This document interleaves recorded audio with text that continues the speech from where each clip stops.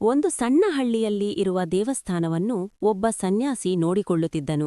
ಅವನು ಭಿಕ್ಷೆ ಬೇಡಿ ಬದುಕುತ್ತಿದ್ದನು ಮತ್ತು ದೇವಸ್ಥಾನವನ್ನು ಸ್ವಚ್ಛಗೊಳಿಸಲು ಸಹಾಯ ಮಾಡಿದ ಕೆಲವರಿಗೆ ಅದನ್ನು ಹಂಚುತ್ತಿದ್ದನು.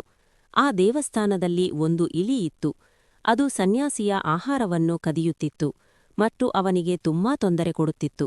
ಸನ್ಯಾಸಿ ಎಷ್ಟೇ ಪ್ರಯತ್ನಿಸಿದರೂ ಆ ಇಲಿಯನ್ನು ದೂರ ಮಾಡಲು ಸಾಧ್ಯವಾಗಲಿಲ್ಲ. ಆಹಾರವನ್ನು ಮಣ್ಣಿನ ಪಾತ್ರೆಯಲ್ಲಿ ತುಂಬಿ ಮೇಲ್ಛಾವಣಿಯಿಂದ ನೇತಾಡಿಸಿದರೂ ಇಲಿ ಅದನ್ನು ಕದ್ದು ತಿನ್ನುತ್ತಲೇ ಇತ್ತು. ಬಹಳ ದುಃಖಗೊಂಡ ಸನ್ಯಾಸಿ ತನ್ನ ಸ್ನೇಹಿತನ ಬಳಿ ಸಲಹೆ ಕೇಳಿದನು. ಸ್ನೇಹಿತನು ಇಲಿಯ ಸಂಗ್ರಹಿಸಿರುವ ಆಹಾರವನ್ನು ಹುಡುಕಿ ನಾಶ ಮಾಡು ಎಂದು ಸಲಹೆ ನೀಡಿದನು. ಸನ್ಯಾಸಿ ದೇವಸ್ಥಾನದ ಎಲ್ಲೆಡೆ ಹುಡುಕಿ ಇಲಿಯ ಆಹಾರದ ಸಂಗ್ರಹವನ್ನು ಕಂಡು ಅದನ್ನು ನಾಶ ಮಾಡಿದನು. ಆಹಾರವಿಲ್ಲದೆ ಇಲಿ ದುರ್ಬಲವಾಗಿ ಮೇಲ್ಛಾವಣಿಗೆ ಹಾರಲು ಸಾಧ್ಯವಾಗಲಿಲ್ಲ. ಅದು ಸನ್ಯಾಸಿಯ ಕೈಗೆ ಸಿಕ್ಕಿತು. ಸನ್ಯಾಸಿ ಅದನ್ನು ದೂರಕ್ಕೆ ಎಸೆದನು. ಇಲಿ ಗಾಯಗೊಂಡು ಮತ್ತೆ ದೇವಸ್ಥಾನಕ್ಕೆ ಮರಳಲಿಲ್ಲ. ನೀತಿ: ಶತ್ರುವನ್ನು ಸೋಲಿಸಲು ಅವನ ಶಕ್ತಿಯ ಮೂಲವನ್ನು ನಾಶ ಮಾಡಬೇಕು.